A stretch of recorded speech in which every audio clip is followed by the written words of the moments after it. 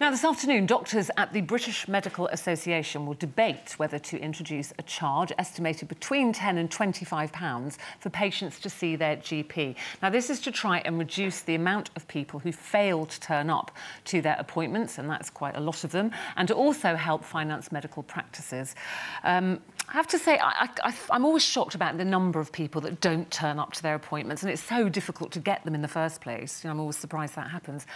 Immediately I read this, I thought about my mum, who's a pensioner, you know, and people tend to go to the doctor a little bit more as they get older because things start to go wrong more.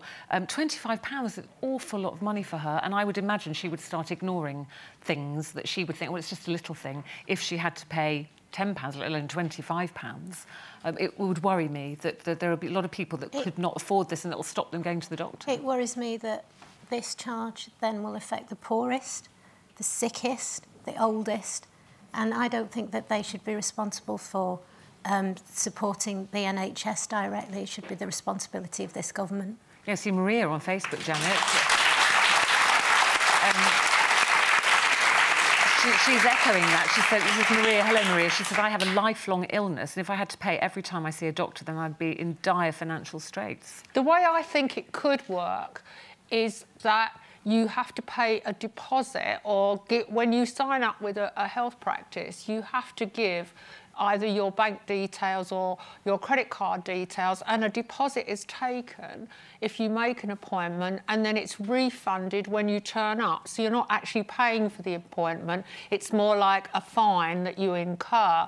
I do think, though, that that's one option. And the other thing is for practices to break down who their customers are, if you like. If we could stop talking about patients and start thinking about it, people as customers. So the older patients, as like your mum, do need a different kind of service. So how can one medical practice fulfil what are almost three different categories? Young mothers with babies, you know, relatively healthy people, the vast majority, and then this absolutely 1/3 of people who often go to the doctor just for social reasons, because they're lonely, they're elderly. And they need more time, and they need more time. So why within a practice don't they create special doctors that only treat those people? And of course, Shobhan is right, they shouldn't be paying. But then for people who do make an appointment and don't turn up, say 3 times, I would say the GP should strike them off. But how completely, yeah. But I don't get how they're just missing the appointments. For my doctors, I call up at 8:30 and I get an appointment for that morning. I very rarely, if I ring up the doctor and say, can I have an appointment, not at 8:30 or in the lunchtime, they'll tell me it would be in about 2 months' time. Well, I won't need it in 2 months' time, so I always book it on the day, so I don't quite understand. Well, that's what surprises me, because it's so hard to get an appointment. But it does say here... Why do they miss appointments, does it say? It doesn't say why. And it says, but it does cost the NHS £160 million a day.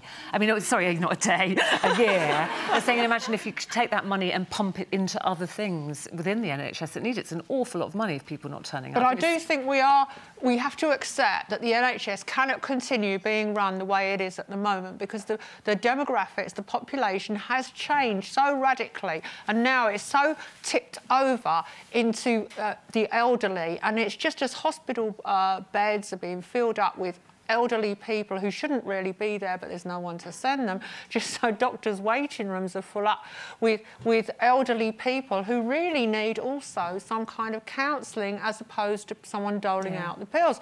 I mean, I'm all for counselling and talking therapies being used more on the National Health, and in fact the money for them is being cut, and it's harder and harder to get that kind of